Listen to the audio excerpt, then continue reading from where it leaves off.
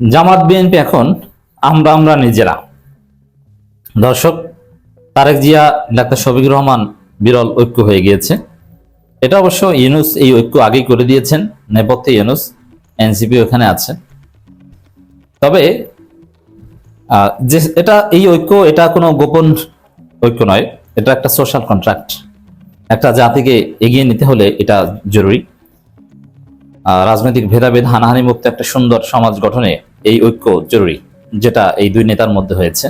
আর দুই নেতার মধ্যে হওয়া মানে পুরো বাংলাদেশের ঐক্য।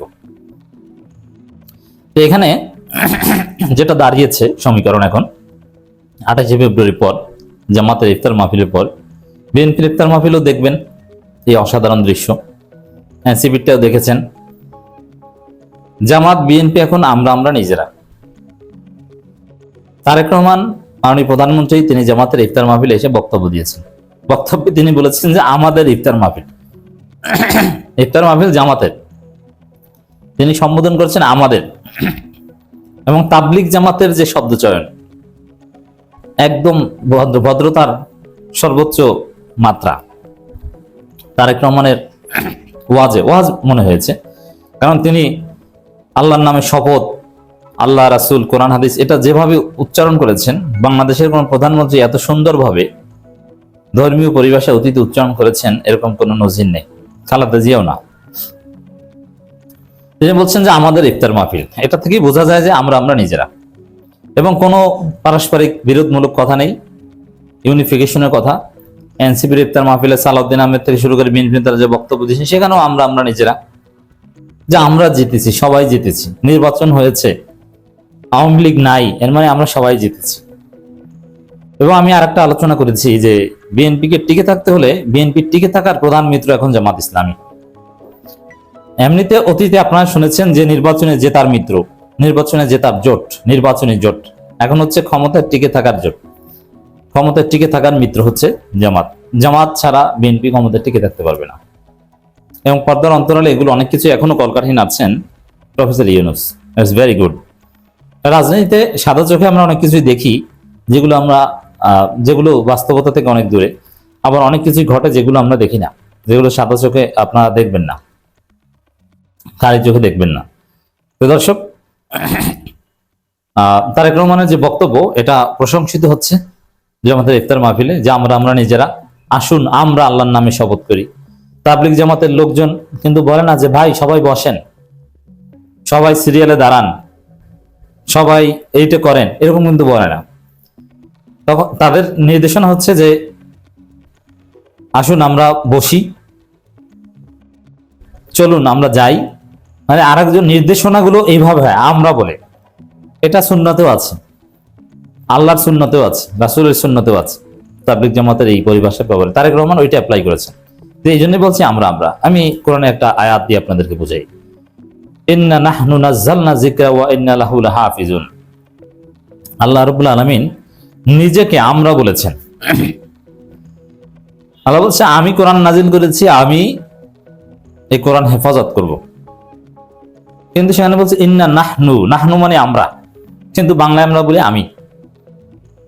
এটি হচ্ছে এই সৌন্দর্য। তাবলিগ জামাত এখান থেকে উসুল নিয়েছে, তারেক রহমান এখান থেকে উসুল নিয়েছে। আসুন আমরা আল্লাহর নামে শপথ করি। আমরা মানে কি? আমরা হচ্ছে আমরা বিএনপি জামাত সবাই, আমরা বিএনপি জামাত এনসিপি সবাই। তারেক রহমানের উপর আল্লাহর খাস রহমত। তারেক রহমান হাওয়া ভবন 10%, আরো অনেক আকাম, এর মধ্যে কোনো একটা ভালো কাজ হয়তো করেছেন, যার ফলে আল্লাহ তাকে বিরল সৌভাগ্য দান করেছেন যে বিরোধী দল তার প্রধান মিত্র। এরকম বিরোধী দল এটা কোনো নেতার ভাগ্যে জোটে না। এত সৎ, ভদ্র, কোঅপারেটিং বিরোধী দল ইতিহাসে রেয়ার, যেটা জনাব তারেক রহমান পেয়েছেন। দর্শক, এই যে তারেক রহমানের বক্তব্য, সেখান থেকে আমরা আমরা, শফিকুর রহমানের বক্তব্য, সেখান থেকে আমরা আমরা, মানে এবং মাঠ পর্যায়েও এই ঐক্যের বার্তা ছড়িয়ে গেছে যে আমরা আমরা। বিএনপির ইফতার মাহফিলে এটা আরেকবার সামনে আসবে, সেখানেও দেখবেন যে আমরা আমরা। বিএনপির ইফতার মাহফিলে প্রধান অতিথির মতো মর্যাদা পাবেন আমিরে জামাত ডাক্তার শফিকুর রহমান। তারেক রহমান তো হোস্ট, কিন্তু প্রধান অতিথি হয়তো অঘোষিত প্রধান অতিথি হলেও কাগজে কলমে প্রধান অতিথি প্রাইম মিনিস্টার নিজেই, কিন্তু অঘোষিত প্রধান অতিথি ডাক্তার শফিকুর রহমান। সবচেয়ে গুরুত্বপূর্ণ চেয়ারে, প্রধানমন্ত্রীর সমমর্যাদা চেয়ারে ডাক্তার শফিকুর রহমান বসবেন। দর্শক, তারেক রহমানের বক্তব্যটা একটু আমরা পর্যালোচনা করব। দেশের মানুষের ভাগ্য পরিবর্তনের জন্য সবাইকে কাজ করতে হবে বলে জানিয়েছেন প্রধানমন্ত্রী তারেক রহমান। তো সবাইকে কাজ করতে হবে, এটা বিরোধী দলের সামনে কখনো অতীতে কোনো প্রধানমন্ত্রী বলেন না। তো এটা বলেন নিজেদের দলের লোকজনের কাছে, তো জামাতকে নিজেদের মনে করছে এবং জামাতও এটা প্রচার করছে। এবং এই যে আমি আগেই বলেছি যে কোন প্রধানমন্ত্রী বিরোধী দলের আহ্বানে গিয়েছে এটাও নাই, দাওয়াত দেওয়ার ইতিহাস আছে, এটা ইতিহাসেই প্রথম। এবং বিরোধী দলের লোকজন এভাবে কোর্ডিয়ালি অ্যাকসেপ্ট করেছে, প্রধানমন্ত্রী এরকম প্রশংসা করছে, প্রধানমন্ত্রীর সাথে ছবি তুলে বিরোধী দলের এমপিরা লিখছে যে মাননীয় প্রধানমন্ত্রী তারেক রহমানের সাথে আমির হামজা ছবি তুলেছে এবং সেটা ফেসবুকে পোস্ট করছে। এরকম নজির আপনি দেখাতে পারবেন যে বিরোধী দলের এমপিরা প্রধানমন্ত্রীর সাথে ছবি তুলে গর্বিত হয়? কি সুন্দর একটা দৃশ্য। আমরা নিজেরা, এবং তারেক রহমানের নসিহত মনে হয় যেন তার এমপিদের নসিহত করছেন। ভার্চুয়ালি যেটা আছে, কাগজে কলমে যেটা আছে, যে প্রধানমন্ত্রী সবার প্রধানমন্ত্রী, বিরোধী দলেরও প্রধানমন্ত্রী, বিরোধী দলের এমপিদেরও অভিভাবক প্রধানমন্ত্রী, এটা জাস্ট কাগজে কলমে ছিল, কিন্তু বাস্তবে কখনো এই আমল বাংলাদেশে ছিল না, কিন্তু এখন সেটা আসছে। অতএব ডাক্তার শফিকুর রহমান তিনি যে কি করেছেন বাংলাদেশে, কতটা পরিবর্তন করতে পেরেছেন আপনারা দেখেন, ইতিহাস ঘটিয়ে দিয়েছেন। দেশের মানুষ অনেক আশা প্রত্যাশা নিয়ে রাজনৈতিক দলগুলোর দিকে তাকিয়ে আছে। এর মানে কি আমাদের দিকে, রাজনৈতিক দল বিএনপির দিকে সেটা না, জামাতের দিকেও তাকিয়ে আছে, এটাও বলছেন। আসুন আমরা আল্লাহর নামে শপথ গ্রহণ করি যে আমাদের আগামী দিনের কাজগুলো হবে দেশের মানুষের ভাগ্য পরিবর্তনের জন্য। আল্লাহর নামে শপথ গ্রহণ করা, এর মাধ্যমে শাহবাগের সাথে বিএনপির সেপারেশন হয়েছে।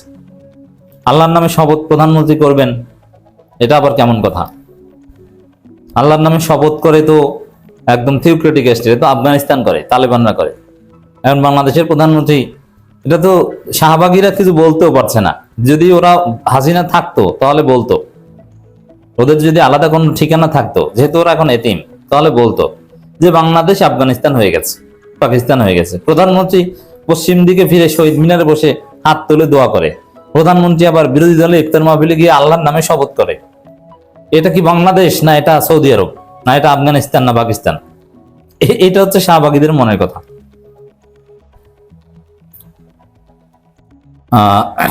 ধন্যবাদ জানিয়েছেন জামাতকে, আমির জামাতকে।